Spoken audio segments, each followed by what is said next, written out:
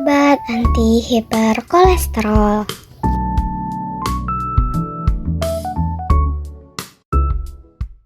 Apa sih itu kolesterol? Kolesterol merupakan salah satu komponen lemak atau zat lipid dan merupakan salah satu gizi yang sangat diperlukan oleh tubuh selain zat gizi lainnya seperti karbohidrat, protein, vitamin, dan mineral. Lalu hiperkolesterol itu apa sih? Hiperkolesterol adalah keadaan di mana meningkatnya kadar kolesterol dalam darah yang melebihi kadar normal, yaitu lebih besar dari 240 mg per desiliter. Keadaan tingginya kadar kolesterol di dalam darah meningkatkan risiko terjadinya aterosklerosis, di mana akan terjadi timbunan lemak atau plak di dalam lapisan pembuluh darah yang mudah sekali menyumbat pembuluh darah sehingga menyebabkan peninggian tahanan perifer pembuluh darah yang mengakibatkan tekanan darah meningkat. Nah, sekarang kita masuk ke golongan obat anti hiperkolesterol. Yang pertama adalah golongan statin. Statin merupakan golongan obat dislipidemia yang bekerja dengan mengurangi sintesis kolesterol di hati. Obat-obatan ini umumnya dianggap sebagai jenis penurun kolesterol yang paling efektif. Statin juga dapat digunakan untuk mengurangi resiko terkena penyakit kardiovaskuler. Contoh obat golongan statin adalah simvastatin, rosuvastatin, dan lovastatin. Yang kedua adalah golongan fibrat dan derivatnya. Fibrat menurunkan kadar trigliserida dan menaikkan kadar kolesterol HDL di dalam darah. Obat ini digunakan pada penderita hipertrigliseridemia. Penderita hiperkolesterolemia dapat beralih mengonsumsi fibrat jika statin dikontraindikasikan atau tidak dapat ditoleransi. Golongan obat ini dapat disebut juga sebagai agonis PPARS atau peroxisome proliferator activated receptor. Contoh obatnya adalah bezafibrat, fenofibrat, dan gemfibrozil. Ketiga adalah golongan bile acid sequestrants atau BASS. BASS merupakan golongan obat yang bekerja di saluran pencernaan.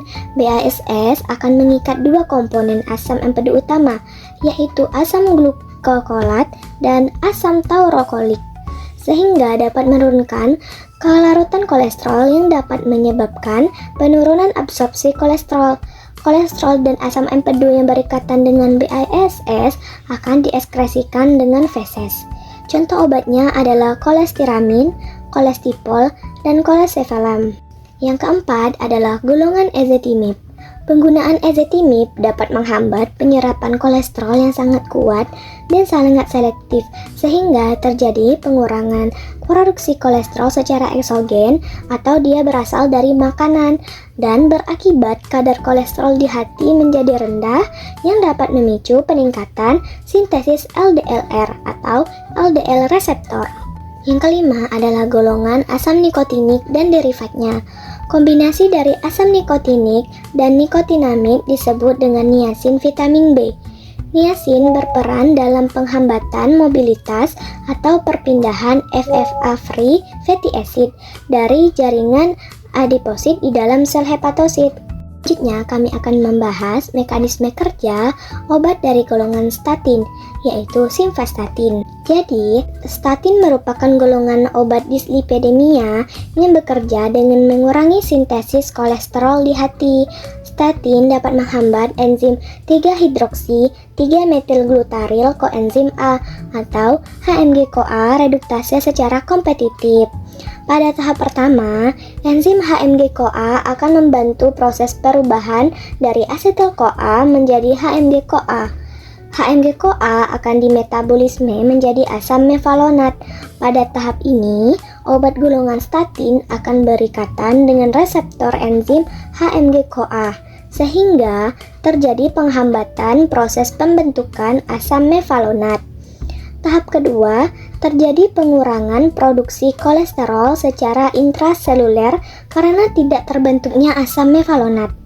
Pada tahap ketiga dan keempat, penurunan kadar kolesterol pada sel dapat mengakibatkan sel terinduksi untuk menyeimbangkan kadar kolesterol dengan memicu SREBP atau Sterol Regulatory Element Binding Protein keluar dari retikulum endoplasma menuju nukleus.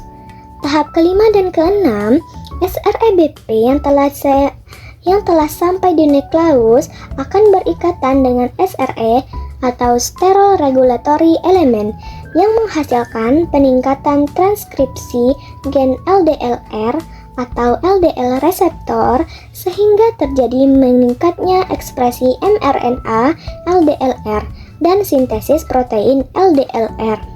Pada tahap ketujuh, meningkatnya kadar protein LDLR pada hepatosit dapat memicu proses eksositosit pada permukaan sel atau membran sel. Tahap ke-8, semakin meningkatnya jumlah LDLR, maka semakin banyak pengikatan kolesterol LDL bebas dari ekstraseluler sehingga dapat masuk ke dalam sel. Nah, pada tahap terakhir, proses degradasi lisosomal pada kolesterol LDL yang telah berikatan dengan LDLR dan masuk ke dalam sel dapat meningkatkan kadar kolesterol dalam sel sehingga dapat mempertahankan homeostatis sel. Hal tersebut dapat memicu berkurangnya kadar kolesterol LDL yang beredar di dalam tubuh. Lalu, apa sih efek samping dalam mengonsumsi obat simvastatin ini?